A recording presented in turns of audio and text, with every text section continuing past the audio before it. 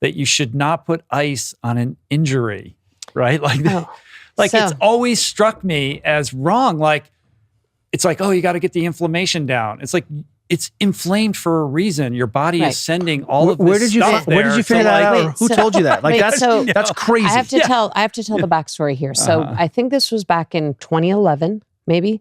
We were at the CrossFit Games, and we met up with a guy, Gary Reinl, who wrote the book Iced, and he was really the first person to in my world. In our world anyway, to take this different perspective on icing. And at that time, though, the guy who had created rice had already turned the corner and said that's actually rest, terrible. Ice, compression, elevation. That was terrible advice. So there was starting to be this groundswell of people talking about how icing injuries was not the way to go. And we put up this 1 hour long video on YouTube where Kelly was interviewing Gary Reinl about icing injuries. And that thing first of all, this was in the dawn of time and we were unpro. So we put the video on YouTube and the title of it was like IMG_447. And we just put it out. It was the olden days. And we put it out and this thing starts worthy getting of the thousands and thousands of views. But I mean, there's been a couple things we put out into the world that have generated a lot of hate and skepticism. And I think that icing video was probably top of the list because it was so shocking to people. I mean, it's just default. If a kid injures themselves, you make an ice bag. It's just this, it was so part of our understanding of how to manage an injury in the short term that people were like really bothered by this advice.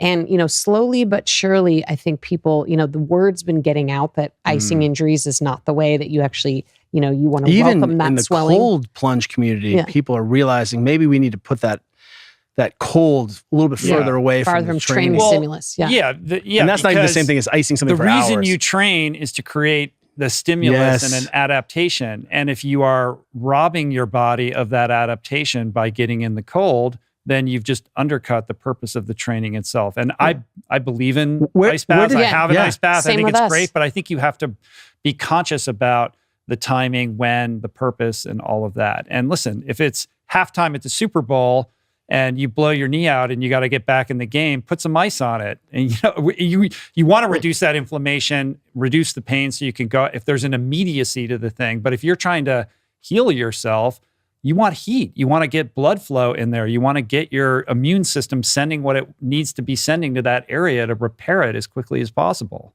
Yeah, and you're right. It can be a short-term pain reliever, but it's not a great long-term strategy. If your kid gets a bee sting, give her a bag of ice. And if you cut off your finger, you should put it in ice. That's also another useful where did you medical way. Where did you figure that out? Because that is really so progressive. It just seemed obvious to me, but it was so contrarian. Like I don't know. I never really talked to anybody about it, but I've always preferred putting heat on any kind of injury over ice for that reason. The head athletic trainers in Major League Baseball now basically say we don't ice anymore, and if you're doing that, you can't keep up with how we're managing these soft tissue injuries.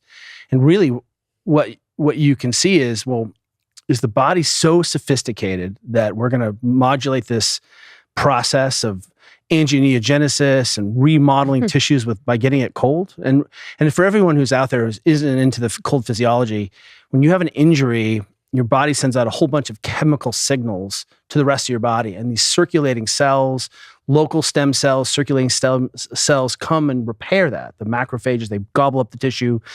And what can happen when you get something cold is you cut that connection. Right, you suppress prostaglandin release. Yeah. That's the same reason where we say now we're like, ooh, ibuprofen, maybe let's not use ibuprofen because it may do the same, healing limiting problem.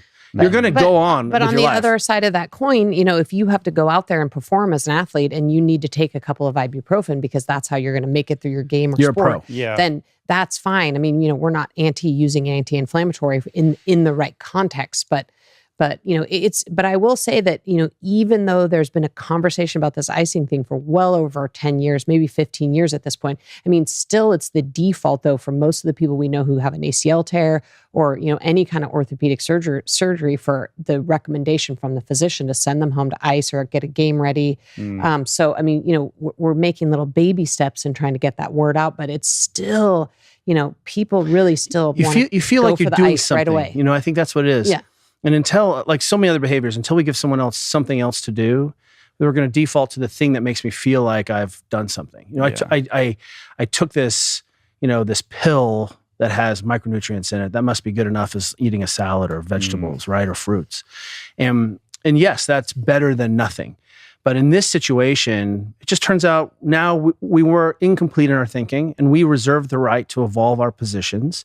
And here's one where we think we weren't as effective as we were. And the proof is we're returning to people to play at higher levels of function faster, because now people are healing at the rates of human beings. We're not delaying that or retarding that healing process. We're just saying, hey, there's no such thing as a fast healer. You're going to heal at your genetic limit. Let's at least get you to that limit. Right, and not unnecessarily slow it down. I mean, it seems to me to be a conversation around the difference between a chronic, talking about inflammation. Is it a chronic inflammation or is it an acute inflammation? If you have an injury, you have an acute inflammation, you need to figure out how to address that. Chronic inflammation, that's a different protocol and a different set of problems that need to be looked at. Yeah, that's right. That's right. And it's okay to become more nuanced and not just attack everything with the same hammer. I think that's absolutely okay. And even if we just, sometimes people get a little confused on this, and we love getting cold. We think it's really fun. Yeah. And maybe that's just the best part of it. It's super fun. That we feel better. And wait for this, everyone, all you touchy-feely data people. Athletes that feel better tend to perform better. People that feel better in their lives tend to be more stoked and do better.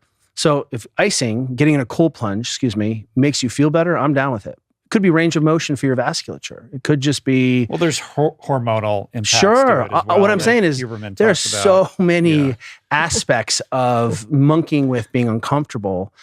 Laird Hamilton says, hey, heating up and cooling down are the two most expensive processes your body engages with.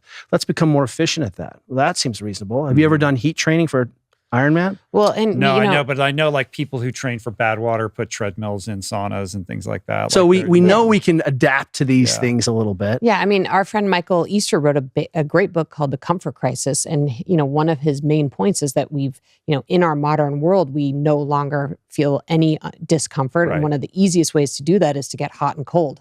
And so, that's one of the 10,000 reasons that in your shower that we love those two things. But I think the other side benefit of our own heat and cold practice is for us, and this may be what's been the greatest part of for us is that it's a chance for us to connect together, and then also we use it as a community building. It's a social thing. It's a social thing. Good enough. We've had some of the best connections and conversations with our friends and community and people who come over for dinner in the sauna that we've had in the last 10 years. Yeah. And I mean, so there are a myriad of well-studied health benefits at this point to sauning, and definitely emerging in terms of cold plunging. But, if I could look back and say the greatest thing that, our sauna has done for us is just connection. Yeah. Gabby and Laird call the sauna the Truth Barrel. Yes. And then Neil Strauss and Gabby had a podcast called the Truth Barrel where they would get someone in the sauna to have a conversation. I think Tim Ferriss was the first one to do that when he had Rick Rubin in his sauna for a podcast conversation. Oh my gosh. Well, yeah, and the heat will bring the truth. And then you'd see the guests slowly start to by the end of the podcast, they're sitting on the floor of the sauna, and it's like Gabby and Laird are just totally fine, and the guest is like dead. Well, they crank it up to like 220. Yeah. I mean, it's no joke. It is no joke. It gets in that thing for sure. But you have your own sauna cold plunge protocol in the book. I can't remember exactly, but I think it's 3 minutes in the cold and then kind of go back a number of times. Think of it this way. We think we're privy to a lot of tech and a lot of ideas, but we think that the functional unit of measurement is the household. It's you and your roommates, you and your partners, you and your kids and family. And that's where the real change happens. And that concept of hyperlocality, of really understanding what's going on in the context of someone's life, that's how we make the big change. So we can come in with these big principles, but ultimately it's you, and I need to understand, where you're going to put this in and what your resources are.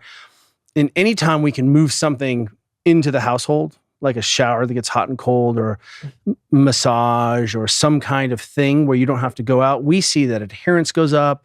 We see that compliance goes up, and it becomes manageable. And especially in those people who are working really hard, I want you to have your castle set up to the extent that you can, so that you don't have to make another decision or go to another place. And if it's easy for you to step out and get hot, cool, you'll do it. And if you have to walk across the street, the chances of you doing drop to zero. Right.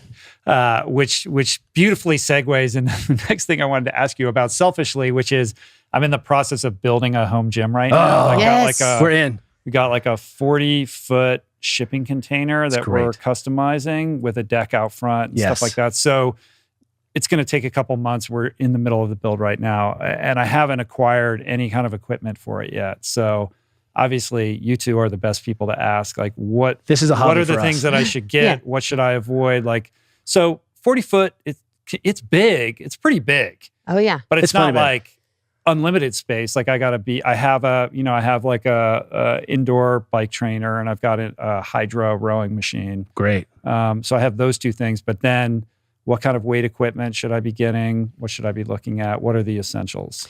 Quick backstory. Did you know our first gym was a shipping container? No, I didn't know that. So we actually started San Francisco CrossFit in 2005. And because real estate was so expensive in San Francisco and CrossFit was so emergent, and we actually weren't starting it to be a business. We were just starting it because we were like, hey, this CrossFit thing is fun. And, and Kelly had a full-time physical therapy job. I had a big law firm job. So this was a complete side hustle for us. And so we actually had the idea to get a shipping container and put all of our equipment inside the shipping container. And then we got this awning. It was like awning. Is awning the right word canopy. For it? This canopy. Right. And you could say tent if you're disrespecting us. We were outside. Our entire gym was outside for 7 years, from 2005 till 2012. And our members, we had 350 members, and our members would come and work out outside in the rain or shine. And eventually we moved inside into a cool building in the Presidio. But we've been laughing during the pandemic because everyone's like, look at this thing I'm doing, outdoor gym. And we were like, hey, we were the first, we invented the outdoor gym. And we saw all the positives and negatives of having an outdoor gym when there's any kind of weather. But I would say that the main thing that people sort of think is my gym at home needs to look like a college strength and conditioning platform. No. I need all think about the old school, the programs at Stanford. You walk in there and you're like, whoa, this is an impressive gym. Maybe you need a squat rack, maybe, because that's convenient. But those could be squat stands. So really, I think it comes back to you have a couple monostructural pieces of cardio equipment, which you love, that you're going to do because it's easy to get intervals in when you're compressed for time. Otherwise, go out, right? Dumbbells, kettlebells, maybe one barbell for pressing overhead. I think overhead, we could come into this and say, well, what are the fundamental positions and shapes we should train, especially as a person who's not 20s trying to win world championships anymore. I am a huge fan of deadlifting with a hex bar, right? A trap bar deadlift, because we can really get control and we can put the tissues into good shapes. But it really is a lot simpler. Having medicine balls, having that's what I was things to pick up and carry, those where I'd put all my energy. Like I have such a bad wrist from paddling all those years and broken that I can't handle a regular barbell anymore. I have to use a sort of a neutral grip, but I can handle all the sandbags. And really, how do we make you durable in a short amount of time what's the minimum effective play dose so that you can go out and do what you want to do? And then, what is it your family likes to do? What's their input? And leaving it as open as possible is the game. Because it is easy to be like, oh, this is so fun. Let me go to Rogue and there's a couple things. I mean, there's a couple things I would add. Sounds like you have a bike, but I would really recommend getting an assault bike or some kind of bike with arms if you don't know how. And there's two reasons for that. Number one, because it seems like you do like to go hard in the paint. You really can go hard in the paint on an assault bike. But number two, in the event that anyone in your household ever faces an injury or a surgery, that is the single piece of equipment we recommend people get because you can do it with 3 limbs. Yeah, no impact. No impact. So the amount of people that we've put on with a cast, a knee surgery, a brace on that thing and done 3-limbed biking is all the people. And in fact, in all of our surgery recovery protocols, that's one piece of equipment we recommend everybody get because, just for your psychological health, getting injured and going through a surgery and not being able to move your body. And that's like the first thing you can always do is 3-limbed anything on that bike. So to me, that's like one of the greatest investments you can have if you can invest in a gym. And what I would say is, as you are an experienced mover. You have this ability to go out in the world and do those things. I want you to spend your tissue tolerance credits on actual sports. So do I care that you can full snatch? No, I don't. But I care that you can muscle snatch a dumbbell, right? And from a hang position. And what we'll see is that a lot of the training decisions I think make sense for people like my age, I'm 50 this year, is I want high physiology, low skill, where I can get all the bang for the buck and then go stand-up paddle or go ride my mountain bike or spend my, Achilles credits running the hills instead of smoking myself with exercises in the gym. Yeah. That's certainly my, attitude. High physiology. Like, I'm not trying to completely wreck myself. I just want to be sturdy, stable, mobile, flexible, functional, pain-free, so I can go and do all the other things that I enjoy and, basically work on maintaining that to the best of my ability for as long as possible. I think you could do you could get a barbell if that's something that if you like to do barbell work, but I think you could get all the stimulus you want with some dumbbells, some kettlebells, a couple of heavy balls, a few sandbags. I mean, the amount of things that you can do with just those things are infinite. And to me, you can get so much bang for your buck with that. So, I mean, if you like to do barbell training, then I would get a squat rack and a couple, couple pounds of weights. Don't go crazy on those things. But recently, one of our friends was like, they're building their gym out. And they're like, "What do you think of this?" I'm like, "I'm not sure you need a competition bench. Like that seems a little excessive. Like you can floor press just fine. But if you just have a rack where you can and a bench or whatever where you can do all the multiple things, and they swing out. Right? You can get them so they tuck away, and then it's a pull-up bar too. You can make your rack a pull-up bar, so that's a bonus.